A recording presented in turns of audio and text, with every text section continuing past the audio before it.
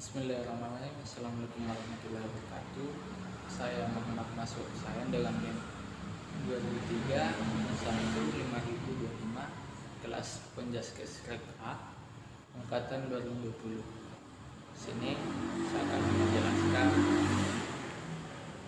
tentang diskursus makna dalam perkembangan olahraga masyarakat, olahraga amatir dan olahraga profesional. Nah, olahraga profesional dalam olahraga adalah olahraga dengan bayaran sebagai mata pencarian karena seorang profesional tidak lagi dapat disebut bermain akan tetapi bekerja.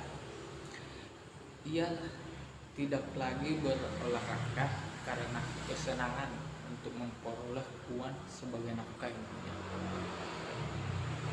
Meskipun demikian, tidak dapat dikatakan bahwa seseorang profesional tidak sportif lagi jika seorang olahragawan bermain kasar, licik, atau curang. Ia tidak akan disukai oleh penonton yang membayarnya dengan membeli karcis. Olahragawan demikian akan kehilangan penggemarnya. Seorang profesional tetapi berusaha keras, berjuang untuk tantangan yang dihadapi bahkan dengan keterampilan yang tinggi dari kegiatan fisik yang dikerjakan. Dari penjelasan di atas merupakan salah satu ilustrasi tentang profesional olahraga dalam cabang olahraga sepak bola, di mana keadaan ini terjadi pada tahun 1927. Seorang penduduk Madrid Dos Santiago membawa kesebelasan Real Madrid untuk suatu turnamen di Amerika Serikat. Hal ini sering disebut sebagai sepak bola bayaran. Keadaan ini juga terjadi sesudah Perang Dunia ke-1 dan menjelang Perang Dunia ke-2. Kemudian pada sepak bola di negara-negara komunis, terutama Uni Soviet, ditemukan kepincangan yang sudah berlangsung lama. Tetapi tiada seorang atau sebuah instansi pun yang bertindak. Menurut sistem negara komunitas, maka gaji warga negara hendaknya sebisa mungkin sama rata. Dengan adanya sepak bola bayaran, timbulnya kemungkinan beberapa pemain bisa jadi orang kaya raya, satu situasi yang sedikit banyak berbagai kapasitas. Lagi pula dengan transfer dan sepak bola bayaran bisa menimbulkan unsur spekulasi, perjudian, persaingan kurang sehat, dan tawar-menawar. Ada kekhawatiran jika pemain-pemain terbaik cemburu melihat pemain-pemain negara yang bebas bisa kaya raya oleh seni sepak bolanya. Karena itu dicari suatu jalan untuk mencegah pemain-pemain Soviet yang mereka kurang puas. Akhirnya ditemukan suatu cara itu tepat, yaitu pemain-pemain yang lebih mediocre diberi imbalan untuk kecakapannya. Sekitar awal 1920 di Inggris sepak bola bayaran jadi kenyataan. Pertama munculnya olahragawan bayaran yaitu dalam cabang olahraga tinju. Mula-mula bayarannya tidak begitu berarti, tapi lambat laun pertunjukan terbaik kelas berat jadi orang kaya. Dalam Olimpiade 1972 di Munchen, selain turut pemain-pemain sepak bola negara-negara komunis yang dianggap berkapten profesional atau profesional terselubung. Dalam kesebelasan Jerman Barat tidak kurang dari 70 profesional. Seorang skat dari Australia dibuktikan sebagai pedagang alat skat secara besar-besaran karena ia dianggap menjadi olahragawan skat profesional, dan beberapa saat sebelum Olimpiade Winter di Sapporo dimulai namanya dicoret dari daftar peserta. Nah, di Indonesia profesionalisme dibenarkan karena dalam memperluas lapangan kerja. Organisasi profesional dalam olahraga mempunyai aturan tersendiri dan tidak sama dengan organisasi biasa pada umumnya.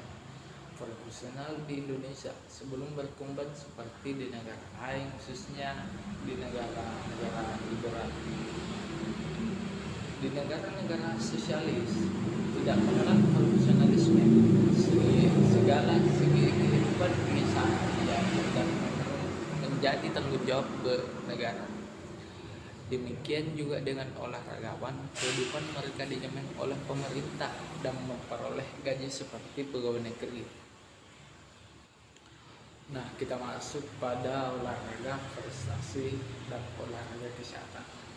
Nah, olahraga prestasi, hasil evaluasi dan analis mengenai juara-juara dunia menunjukkan bahwa atlet-atlet yang mampu menghasilkan prestasi hanyalah atlet-atlet yang memiliki fisik prima, menguasai teknik dengan sempurna, memiliki karakteristik fisiologis dan moral yang diperlukan oleh cabang olahraga yang ditekuni, cocok untuk cabang olahraga yang dilakukannya, sudah berpengalaman berlatih dan bertanding bertahun-tahun. Nah, pada era tahun 1960 sampai dengan 1980, Indonesia mengalami pasang surut di arena olahraga. Nah, ada beberapa kendala yang bisa dijumpai dalam olahraga prestasi yang sudah menjadi isu nasional. Pertama, masalah manajemen keolahragaan nasional. Yang kedua, organisasi induk olahraga belum melaksanakan program pembinaan jangka panjang secara konsisten dan kesinambungan. Ketiga, penyerapan dan pendekatan ilmiah dan teknologi dalam olahraga masih terbatas. Adanya kesenjangan yang cukup lebat antara pemain top dengan pemain kader dan kemampuan dan prestasinya. Dua, sistem pemaduan bakat selama ini dilakukan secara ilmiah terasa kurang terlihat hasil yang memadai. Kelemahan proses pembinaan tingkat dasar atau pemula. Nah, prestasi sebagai alat pendorong insentif di mana setiap orang ingin melebihi orang lain. Sifat naluri ini terdapat pada semua orang yang sehat, yang menyebabkan ia ingin belajar, berlatih, dan berusaha mencapai prestasi yang lebih tinggi. Nah, kedua, olahraga kesehatan. Istilah olahraga kesehatan menjadi populer sejak tahun 1980. Namun olahraga kesehatan sudah dikenal sejak 50 tahun yang lalu, khususnya pada zaman Jepan yang memperkenalkan Taiso yang merupakan olahraga massal bagi murid-murid sekolah. Nah, sebelum tahun 1945, yaitu pada zaman Jepang, setiap pada murid-murid mendapatkan acara kegiatan jasmani massal yang disebut kesehatan, namun mengalami pasang surut yang terbesar pada olahraga 1969 sampai dengan 1966. Nah, pada tahun 1975 disebarkan bentuk olahraga kesehatan senam bagi di Indonesia, seri A, B, dan C. Nah, secara umum ciri olahraga kesehatan adalah massal, mudah, murah, meriah, dan manfaat. Apabila masyarakat telah mengetahui dan merasakan dampak dari olahraga kesehatan yang dilakukan secara rutin, maka perlu diupayakan menjadi bagian pendidikan hidup sehat yang perlu dikembangkan di masyarakat luas.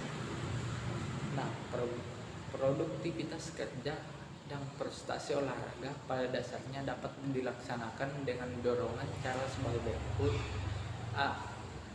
Menyebarluaskan kesadaran pada masyarakat tentang peran dan pentingnya membina kesegaran jasmani.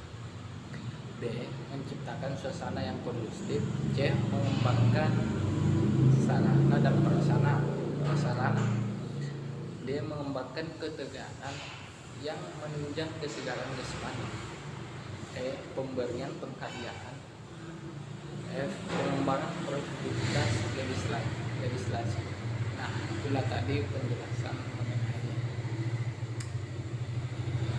apa yang sudah saya jelaskan. Sekian dan terima kasih. Wassalamualaikum warahmatullahi wabarakatuh.